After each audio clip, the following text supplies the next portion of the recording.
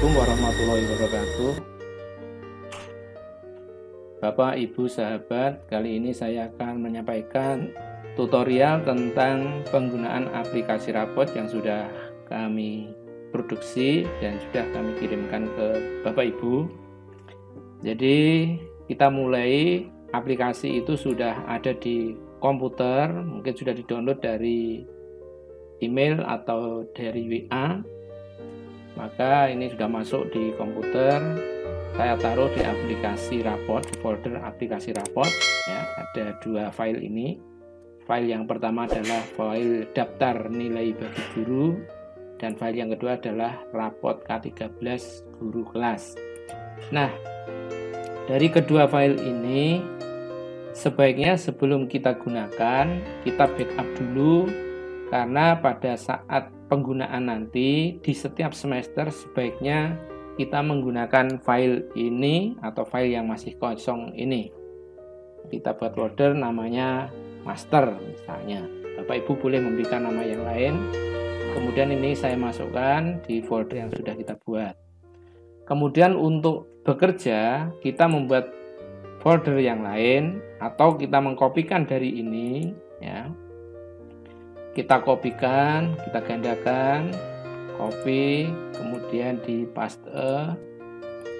Nah, hasilnya adalah master copy ini. Kemudian kita rename. Ya, kita rename. Usahakan menggunakan nama folder itu tahun pelajaran. Contohnya tahun pelajaran 2020-2021. Mengapa saya sarankan dengan folder tahun pelajaran? Karena di dalam ini nanti sebisa mungkin adalah isinya sekumpulan aplikasi rapot yang sudah diisi berdasarkan tahun mata pelajaran itu nanti, dan akan kita jadikan sebagai dokumentasi yang panjang ya. Nah, untuk selanjutnya kita buka aplikasi tadi. Nah, dari dua aplikasi ini yang akan kita kerjakan fokus kepada aplikasi rapot K13 bagi guru kelas ini. Nah, oleh karena itu, karena ini sudah di folder tempat kita bekerja, sebaiknya ini di rename. Kita rename. Nah, rename-nya di sini kita ganti nama dengan semester atau disingkat dengan SMT 1 misalnya ya, SMT 1 kelas 5. Mengapa saya mulai dengan nama SMT ini? Karena aplikasi rapot ini berbasis semester. Karena berbasis semester, maka harapannya nanti dalam satu folder di tahun pelajaran 2020 nanti akan mengelompok semester 1 untuk kelas 4, semester 1 untuk kelas 5, semester 1 untuk kelas 1 dan seterusnya, nanti akan mengelompok nama file itu. Nah, ketika kita nanti mungkin akan membuat semester berikutnya, maka semester 2 akan juga mengelompok berdasarkan nama di depan ini. Jadi kita tulis semester dulu, baru diikuti kelas, kemudian nama sekolah. Nama sekolah ini tidak wajib, bisa dihapus ya. Jadi yang terpenting supaya penamaan ini bisa mengelompok dalam tiap semesternya, nanti dimulai dengan semester 1 misalnya seperti itu. Sebelum digandakan ke kelas yang lain, Bapak Ibu, sebaiknya diedit dulu isinya ya. Kita buka. Oke, dengan cara diklik ganda dan masuk di Excel ya. Kita edit dulu isi-isi yang penting. Nama sekolah sudah tersedia sesuai dengan nama sekolah yang disampaikan Bapak Ibu sebelumnya. Alamat harus diganti sesuai dengan alamat yang seharusnya. Misalnya ini alamat Jalan Diponegoro, Astinapura. Nah, kemudian nama kepala sekolah silakan diisi, NIP sudah jelas. Nah, kelasnya ini kalau misalnya kelasnya itu paralel, ada kelas A, B, C, dan seterusnya, atau ada kode 1, 2, dan seterusnya. Misalnya ada kelas 4A, kelas 4B, ada kelas dan seterusnya, maka diberikan tambahan. Nah, Jika tidak ada, maka cukup karena tadi filenya untuk kelas 5, kita berikan file kelas ini dengan 5 saja. Mungkin hanya satu kelas, sesuai dengan semesternya. Nah, isian ini akan berpengaruh kepada cetak raport nanti. Ya, jadi akan berpengaruh pada cetak raport. Ini kita lihat aja langsung, klik home, kemudian misalnya saya klik raport KKM multi ini. Nah, di sini Bapak Ibu, untuk semester 1 itu tidak ada tanda keputusan. Nah, jika ini kemudian kita ganti dengan semester 2, maka ada perbedaan di sini, keputusan berdasarkan pencapaian dan seterusnya ini. Oke, jadi itulah perbedaan semester nantinya begitu. Nah, kita akan menggunakan semester 1 dulu. Kemudian tahun pelajarannya harus disesuaikan 2020, 2021. Kemudian yang berikutnya adalah tanggal rapot. Yang tertera di sini ini adalah tanggal rapot yang akan tampil di masing-masing halaman nilai rapot nanti. Jadi kita lihat tanggal rapot yang ada di sini nanti akan tampil di, kembali ke rapot tadi, ini Bapak Ibu. 22 Desember 2020 diikuti dengan nama kabupaten. Ya. Kemudian Bapak Ibu, yang selanjutnya yang perlu dipahami adalah tentang isian format penulisan NIS dan NISN pada rapot. Jadi ini nih format. Ya. Pengisian NIS masing-masing siswa itu berada di sini.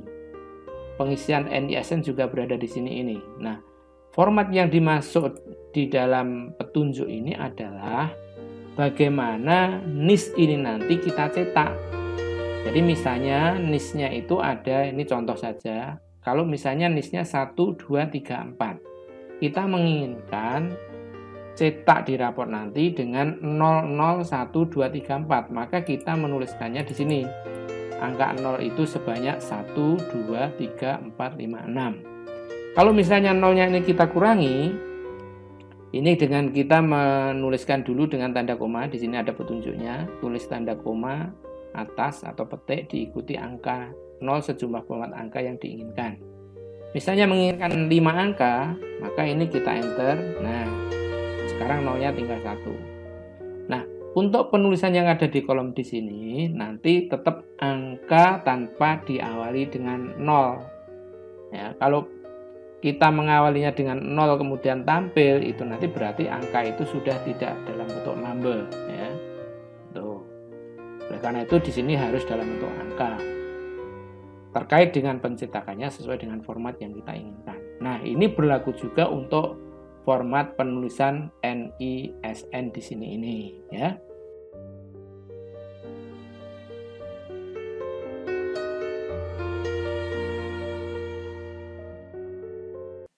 Nah, di sini ada daftar mata pelajaran mana yang akan kita butuhkan, itu bisa kita edit. Satu misal kita hanya membutuhkan 2 mulok saja, maka mulok yang lain ini bisa kita hapus. Ya, ganti saja namanya mulok, misalnya untuk mulok yang pertama bahasa Inggris. Kemudian mulok yang berikutnya misalnya bahasa Jawa. Nah, dari 2 nama mapel yang sudah kita masukkan untuk mulok ini, kemudian kita set rapotnya, ya. Jadi kita klik di sini rapot, karena kita memilih multi KKM maka kita klik sini. Jadi begini Bapak Ibu, terkait dengan pilihan multi KKM atau KKM tunggal maupun multi KKM, ini maksudnya adalah bahwa ketika kita memakai KKM tunggal, seluruh mata pelajaran itu nanti KKM-nya sama dan kita ketikkan di sini. Misalnya KKM-nya 70, ya. Nah, maka seluruh mata pelajaran nanti jika kita mungkin memilih KKM tunggal, semua mata pelajaran berlaku KKM 70 ini. Kemudian jika kita memilih multi KKM, maka masing-masing mata pelajaran KKM-nya berada di sini ini. Contoh ini pendidikan agama KKM-nya 70, sementara untuk matematika KKM-nya 60. Jadi untuk multi KKM itu masing-masing pelajaran bisa memiliki KKM yang berbeda-beda. Dari pilihan multi KKM dan KKM tunggal itu, maka di dalam pembuatan rapot juga ada dua jenis, yaitu rapot KKM tunggal dan rapot multi KKM. Nah, kita untuk saat ini memilih multi KKM, maka rapot yang akan kita pilih adalah rapot multi KKM di sini ini. Klik. Nah, tadi kita sudah menyusun mata pelajaran dan kebetulan untuk yang kita rubah adalah jenis muloknya saja. Nah, ketika mulok tadi kita hapus yang dua, maka di sini muncul jarak yang sangat jauh antara data KKM dengan nilai. Oleh karena itu, bagaimana agar layoutnya ini menjadi lebih baik? Caranya adalah mengecilkan kolom yang tidak berguna. Jadi di sini ini ya, dengan klik pada sel biru ini ya, atau di sel yang lain karena jika bisa. Kalau misalnya tidak bisa ya kita klik yang biru ini. Kemudian kita rubah ukuran row. Jadi kita klik home, kemudian pilih format ini. Nah, row height ini kita rubah. Misalnya kita kecilkan menjadi masing-masing 30 saja. Nah, di sini kemudian sudah kelihatan. Hasil dari perubahan ukuran baris ini bisa kita cek dengan file print preview ya. Di sini ada previewnya. Nah, kebetulan yang ada perubahan tadi berada di halaman kedua di sini ini. Ya. Halaman 1 tidak ada perubahan, halaman kedua ada perubahan. Nah, ini akhirnya pada bagian yang bawah ini terasa kosong. Oleh karena itu harus kita rubah bagaimana agar ini sel-sel yang aktif ini kita perbesar untuk layout rapot yang lebih baik. Caranya kita kembali ke home. Nah, sama dengan cara yang tadi, hanya saja ini kita besarkan. Ya.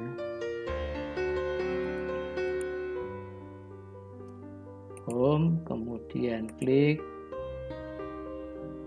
row height, ini kita rubah misalnya menjadi 95. Nah, kita cek apakah hasilnya sudah sesuai atau belum. Tadi di halaman 2. Nah, ini sudah menjadi ideal ya. Dengan kondisi yang seperti ini, maka sudah bisa kita lanjutkan. Setelah layout selesai, perubahan mapel tadi juga sudah tuntas ya. Maka kita save dulu. Kita save, kemudian kita tutup ya. Nah, kembali kepada Windows Explorer. Nah, dari layout yang sudah kita lakukan tadi, mungkin rapot itu akan sama untuk beberapa kelas. Jadi kalau misalnya kelas 5 ini ada 3 kelas, berarti ya kita gandakan kelas 5A, kelas 5B, kelas 5C. Kita sudah tidak perlu lagi mengedit lagi ya, untuk kelas yang lain.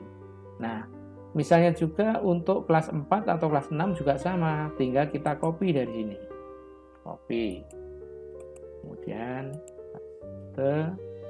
ini di rename. Nah, ini diubah menjadi kelas 4. Kopinya dibuang. Paste lagi. Rename. Ini menjadi kelas 6. Ini dibuang. Bahkan kalau ini dirasa terlalu panjang nama filenya, ini nama sekolah juga bisa dirubah. Toh memang sudah untuk kebutuhan sendiri ya. Ini supaya lebih ringkas. Nah, jadi Seperti ini nama aplikasinya, bisa mengumpul. Kalau misalnya ini kelas 4 itu ada beberapa kelas, berarti ABC nanti juga akan mengumpul semester 1 kelas 4A, semester 1 kelas 4B, dan seterusnya. Demikian juga kelas yang lain. Kemudian kita kembali, kita klik untuk melanjutkan bagaimana cara pengisian rapot. Kita akan mengisikan data yang kita butuhkan. Oleh karena itu kita mulai dulu dengan cara mengosongkan data yang ada ini. Kita kosongkan dulu. Nah, cara pengisiannya ini bisa dengan cara mengetikkan langsung di sini, juga bisa dengan cara copy paste dari data yang sudah kita siapkan. Ya. Kalau misalnya ini kita tulis langsung, maka contoh ini 1, 2, 3, 4, kemudian listennya 1, 2, 3, 4, 5, 6, 7, 8, 9. Misalnya namanya Merdeka. Kemudian jenis kelaminnya laki-laki. Ya. Nah, ini contoh ketika kita ketikkan langsung. Warna di sini harus tampil dengan font berwarna biru.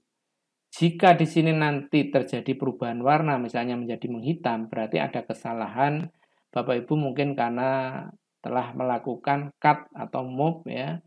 Padahal di situ nanti akan merusak aplikasi ini. Nah, ini contoh cara mengentry secara manual. Namun demikian bisa juga kita lakukan dengan cara copy. Misalnya dari file yang lain, kita ambil contoh ada data ini.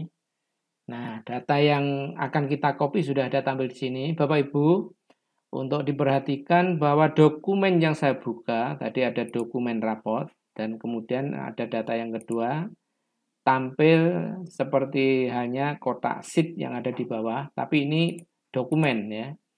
Nah, bagaimana dokumen ini bisa tampil di sini? Mungkin ada pertanyaan seperti itu, bahwa penampilan nama-nama dokumen di sini itu karena aplikasi Excel ini sudah saya tambah dengan add-in yang namanya Office Tab ini. Jadi kalau Bapak Ibu misalnya pengen tampil data seperti ini, maka silahkan menginstal Office Tab. Dan itu akan sangat mempermudah Bapak Ibu di dalam mengcopy antar dokumen. Ya, untuk mengcopy antar dokumen itu sangat mudah dengan adanya Office Tab ini ya. Baik, misalnya kita akan mengcopy data yang sudah tersedia ini. Kalau misalnya ini beberapa kolom ini kita lakukan secara bersamaan, maka kolom yang ada di sini harus kita sesuaikan dengan kolom yang ada di aplikasi rapot. Di aplikasi rapot ada kolom NIS, NISEN, nama, dan SEK ini. Kemudian, nah ini sudah sama. Kalau tidak sama, bisa dengan cara per kolom atau beberapa kolom yang intinya kolomnya itu sama. Nah, karena ini sudah saya siapkan dengan kolom yang sama, maka saya blok ini data yang saya siapkan. Kemudian Ctrl C ya, atau copy ya. Saya rasa itu Bapak Ibu pasti akan paham tentang ini. Kemudian masuk ke dokumen aplikasi rapot, taruh di sini. Nah, pada saat mempaste atau menempelkan file tadi, Bapak Ibu tidak boleh dengan cara di enter begitu saja, tetapi harus dilakukan dengan paste special value. Jadi ketika klik di sini, home, paste spesial, klik values ini ya, klik ini, oke. Ya. Saya ulang, Ctrl Z dulu. Oke, kita ini anggap saja ini tidak ada. Kita klik di sini, kemudian home, ya, maaf, kita copy lagi. Kita klik di sini, kemudian home, paste. Bisa dari paste special value tadi yang ada di sini, bisa juga dengan ini tombol 1, 2, 3. ya, tombol yang ada di sini ini, ikon ya, ikon 1 2 3. Langsung bisa di sini. Nah, ketika Bapak Ibu melakukan dengan benar cara mengcopy tadi, maka warna font yang di sini ini tetap berwarna biru. Ya, akan tetap berwarna biru. Kalau warna font di sini sudah berubah menjadi hitam atau warna yang lain, berarti Bapak Ibu melakukan copy dengan cara yang salah dan itu akan merusak aplikasi karena format maupun formula yang ada di sini itu bisa akan merusak formula-formula berikutnya. Oleh karena itu, wajib di dalam setiap melakukan copy paste harus dilakukan dengan paste special values. Saya contohkan cara yang salah. Jadi misalnya ya, ini saya copy lagi, kemudian langsung di enter saja. Nah ini, kalau seperti ini maka dipastikan akan ada kerusakan ya. Jadi nanti pasti ada kerusakan dari bordernya yang sudah berubah, fontnya berubah, maka format yang ada di sini sebetulnya juga sudah berubah. Oleh karena itu, di dalam melakukan copy tadi harus diikuti paste special value. Ini. Bapak Ibu juga tidak boleh melakukan pengisian dengan cara di-cut. Contoh, misalnya nomor absen 20 dan 21 ini di semester berikutnya itu keluar ya. Misalnya ini keluar atau drop out ya, ini kosong. Maka caranya adalah file yang ada di bawah ini tentu saja ini dilakukan ketika isian nilai ini semuanya masih kosong ya.